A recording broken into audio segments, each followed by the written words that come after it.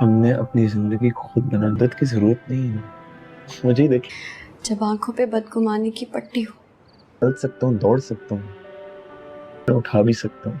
हम तो सच नजर नहीं। मेरा बाप जिस तरीके से मुझे और मेरी माँ को लेकर यहाँ से फरार, इंसान समझ नहीं पाता क्या सच है और क्या इज्जत खराब करने की इतनी जरूरत होती है तो वो तब करता जब मेरी तुमसे शादी भी नहीं। वहाँ पे मेरे बाप ने मेहनत मजदूरी की। ड्रामा सीरियल ले दिल के आने वाले एपिसोड में आप देखेंगे कि मलिहा रोहाम को कहेगी कि सिर्फ मैं आंटी की ही बात सुनकर यहाँ पर आई हूँ, वरना जो मेरी इज्जत आपके दिल में है वो तो मैं अच्छी तरह से जान ही चुकी हूँ कि आप किसी की भी बातों पर एतबार कर सकते हैं पर मेरी बातों पर नहीं। रोहाम उसे कहेगा कि मैं कितनी दफ़ा तुमसे माफ़ी मांग चुका हूँ, अब तो बच्चा आने वाला है हम दोनों की ज़िंदगी में, तुम जानती भी नहीं कि तुमने मुझे कितनी बड़ी खुशखबरी दी है। मलिहा जो कि अभी उसी बात को लेकर बैठी होगी कि रोहाम ने उसके साथ क्या रवैया अख्तियार किया था जब उसने अपनी सच्चाई बताई थी, तो उसे बस ये बात का ही डर होगा कि कभी भी मोहित आकर अगर रोहाम से मिलेगा तो फिर से रोहाम मलिहा से बदजन हो जाएगा। इसलिए वो उसे कहेगी कि आप मुझसे वादा करें कि आप आइंदा ऐसी कोई बात नहीं करेंगे जिससे मुझे तकलीफ हो। अम्मी के बाद आप ही हैं मेरा सहारा, और अंकल आंटी, अम्मी को तो मैं खो ही चुकी हूँ, मैं आप लोगों को नहीं खोना चाहती। रोहाम उसे दिलासा दिलाएगा और उसे कहेगा कि तुम ऐसी बातें क्यों कर रही हो, मैं तुम्हें छोड़ने का सोच भी नहीं सकता मलिहा। शायद सना की दी हुई तकलीफ ही इतनी है कि तुम्हारी सच्चाई भी मुझे झूठी लगने लगी थी, पर अब तुम भी मुझसे वादा करोगी, तुम कहीं पर भी जाओगी तुम मुझे बताकर जाओगी। अगर मैं वक्त पर वहाँ पर ना पहुँचता तो कितना बड़ा नुकसान हो सकता था हमारा। रिपोर्टिंग के मुताबिक मोहित को अब भी एहसास नहीं होगा कि मलिहा किस अजियत से गुजर रही है, उसकी इन बचकानी हरकतों से उसका घर भी खराब हो सकता है,